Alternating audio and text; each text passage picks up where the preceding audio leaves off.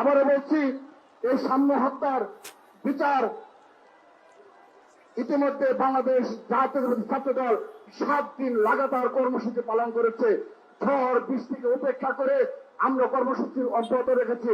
কিন্তু এই ইন্টারিয়াম সরকারের যারা দায়িত্ব রয়েছে আজকের দিন পর্যন্ত আমাদের আশ্বস্ত করতে পারছে না। শান্তির পরিবারের প্রতি কোনো সহানুভূতির কথা আমাদের সাথে কোনো যোগাযোগ করে না, এবং তারাও এটাই বলতে পারে না ছাত্র দলের আগামীতেও কোন কর্মীর গায়ে হাত উঠবে না, আমাদের সাথে কোনো প্রকার কোনো যোগাযোগ করে না। আমরা বলতে চাই, আমরা আপনাদের সাথে কোনো যোগাযোগ করব না। দুপুর 2:30টা থেকে যখন শুরু নেতাকর্মীদের ঢল নেমেছিল শাহবাগে, ঠিক তখনই দেখেছি আমরা মুষলধারে বৃষ্টি হচ্ছে, ঝড় হচ্ছে। সেই সময় থেকে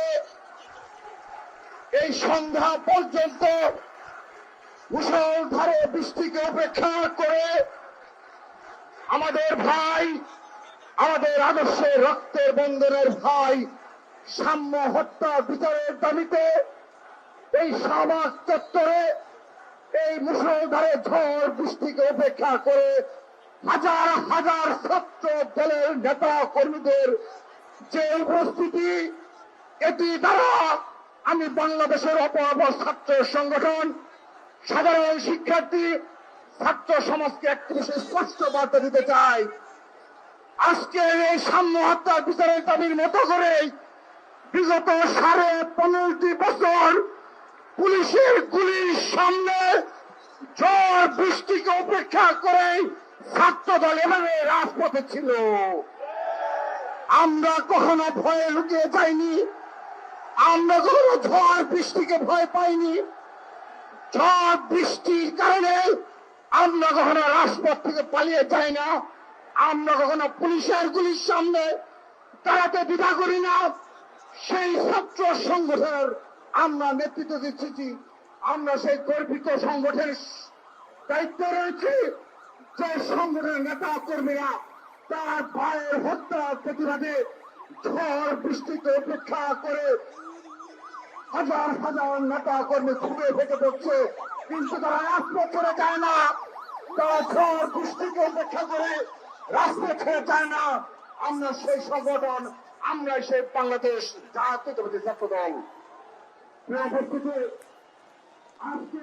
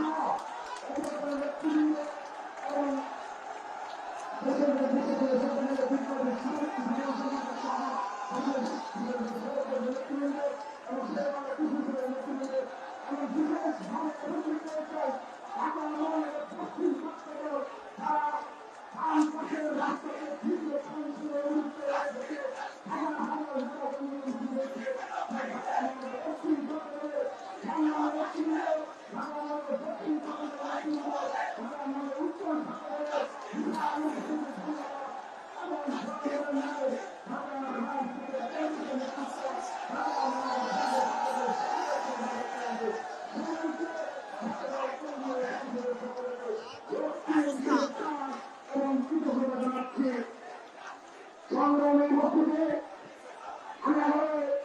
ছাত্রদলের সকল পর্যায়ে নেতা কর্মীদের কাছে কৃতজ্ঞতা জানাচ্ছি।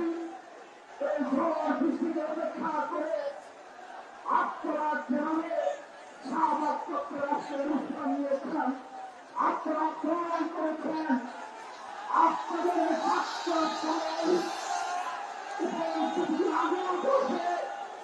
সেই আলোচনাকে সর্বশক্তির মোকাবেলা করবেন। আজকে প্রমাণ করেছেন বাংলাদেশের রাজনীতিতে কতটা নির্ভীক এবং নির্ভয় সময় খুঁড়া খুঁড়া বিরুদ্ধে লড়াই সংগ্রাম করে প্রতিষ্ঠিত হয়েছে। সেই সংগঠন আজ অবধি যে লড়াই সংগ্রামের মধ্যে রয়েছে, আমরা যতদিন বাংলাদেশের জনগণকে প্রভাবিত করতে না পারবো ততদিন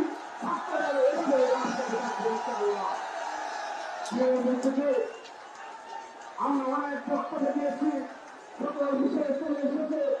বিশেষ করে একটি বিষয় স্পষ্ট করছি, সাম্য হত্যার পরবর্তী বাস্তবতায় তাৎক্ষণিকভাবে যে 3 জনকে গ্রেপ্তার করা হয়েছে, আমরা অতীব দুঃখের সাথে জানাচ্ছি আজকে 3 পর্যন্ত প্রশাসন থেকে নিশ্চয়তা দেওয়া হয়নি যে এই 3 জনই সাম্য হত্যার প্রকৃত খুনি।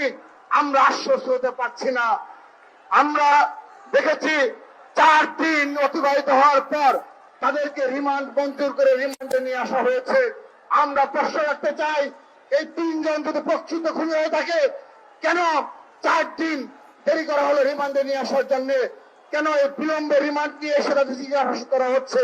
যদি দ্রুততম সময় জিজ্ঞাসাবাদ করা হতো এবং 3 জন যদি প্রকৃত খুনি হয়ে থাকে, তাহলে তাদের মাধ্যমে অপরাপর যে সকল খুনি রয়েছে তাদেরকে গ্রেপ্তার করা যেত।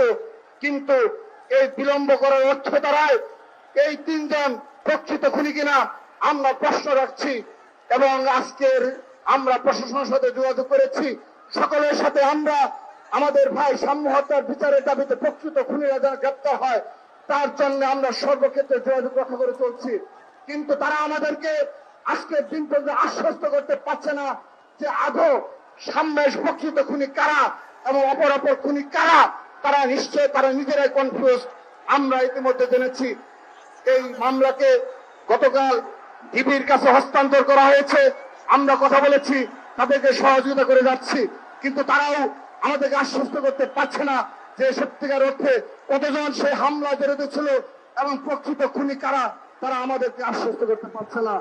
আমরা সরাসরি আমরা অন্তর্বর্তীকালীন সরকারকে বলতে চাই, আপনি যদি ঢাকা বিশ্ববিদ্যালয়ের একজন মেধাবী ছাত্র দলের রহমানের সাহিত্য প্রকাশনের সম্পাদকের হত্যাকারীকে যদি খুঁজে বের করতে না পারেন, কি ধরনের নিরাপত্তা ব্যবস্থা আপনারা 9 মাসে গড়ে তুলেছেন আমাদের বোঝা হয়ে গেছে।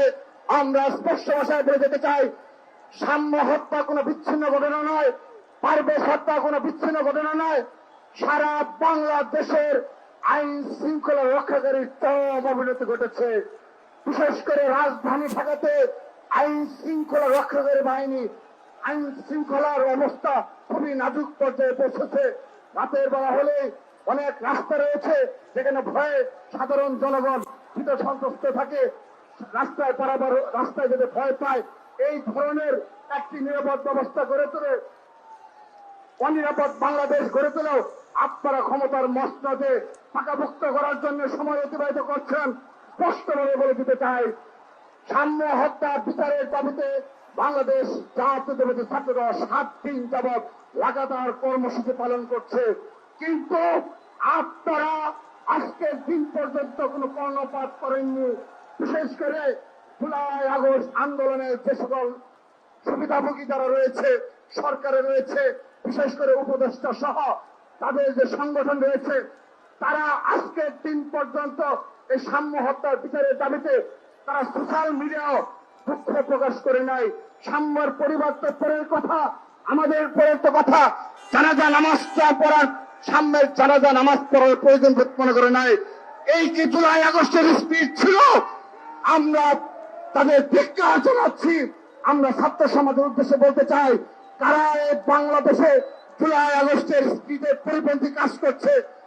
জুলাই আগস্টে সকল ছাত্র সংগঠনের মাঝে যে ঐক্য গড়ে উঠেছিলেন, সেই ঐক্যকে কারা বিনষ্ট করছে। আমি সাধারণ শিক্ষার্থীদের উপর বিবেকের উপর দায় ছেড়ে দিলাম। আপনারা বিবেচনা করবেন এই জুলাই আগস্টের বৃহৎ ঐক্যকে কারা কাদের স্বার্থে বিনষ্ট করছে। যারা পারভেজ হত্যা সাম্য হত্যার পরে সামান্য সহানুভূতি পোষণ করে না, তাদের প্রতি আমরা কোনো সহানুভূতি পোষণ করবো না। আমরা স্পষ্টভাবে বলে দিতে চাই, আবারও বলছি, এই সাম্য হত্যার বিচার ইতিমধ্যে বাংলাদেশ জাতীয়তাবাদী ছাত্র দল 7 দিন লাগাতার কর্মসূচি পালন করেছে। ঝড় বৃষ্টিকে উপেক্ষা করে আমরা কর্মসূচি অব্যাহত রেখেছি, কিন্তু এই ইন্টেরিয়ম সরকারের যারা দায়িত্ব রয়েছে আজকের দিন পর্যন্ত আমাদের আশ্বস্ত করতে পারছে না। সাম্যের পরিবারের প্রতি কোনো সহানুভূতি করার কথা আমাদের সাথে কোনো যোগাযোগ করে না, এবং তারাও এটাই বলতে পারে না ছাত্র দলের আগামীতেও কোনো কর্মীর গায়ে হাত উঠবে না, আমাদের সাথে কোনো প্রকার কোনো যোগাযোগ করে না। আমরা বলতে চাই, আমরা আপনাদের সাথে কোনো যোগাযোগ করব না।